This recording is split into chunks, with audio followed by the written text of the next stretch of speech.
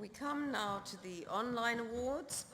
The Online General Excellence Award has been won by foreignpolicy.com for their clever content, use of photos, modern graphics, and engaging readers in all forms of social media.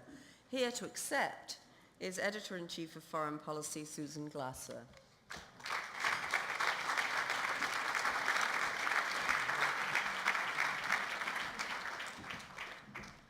Thank you very much. I have to say it's been completely humbling and inspiring to hear so many wonderful stories of reporters and photographers and their true grit in covering the stories of the last year. And we're very honored and humbled and want to thank the judges and the OPC for this recognition. I'm here with my colleagues today, and as you can see, this is not your father's foreign policy. I think we are live tweeting from the event as we speak. But, I want to tell you a little bit about this sort of interesting experiment in journalistic shape-shifting. 40 years ago, Foreign Policy was founded as a slim quarterly journal by Samuel Huntington and his Harvard roommate.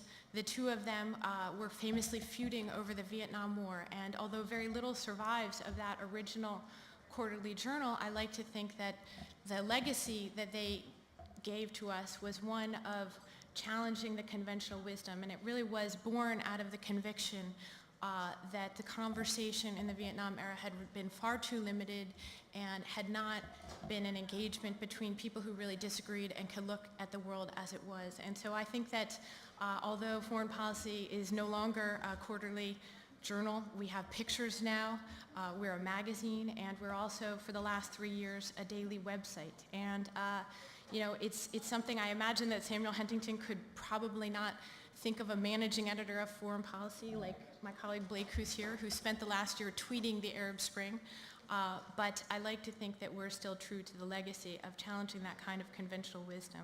And again, I want to thank you. It's also a wonderfully fun experiment. Our joking motto when we started out this experiment 3 years ago was that the world is not a boring place, so why should your reading about it be? That was our joke at first, to convince ourselves that this was going to be a fun project. It's turned into a little bit of a real motto, and I have to say that I couldn't have a better team of friends and colleagues to work on this project with.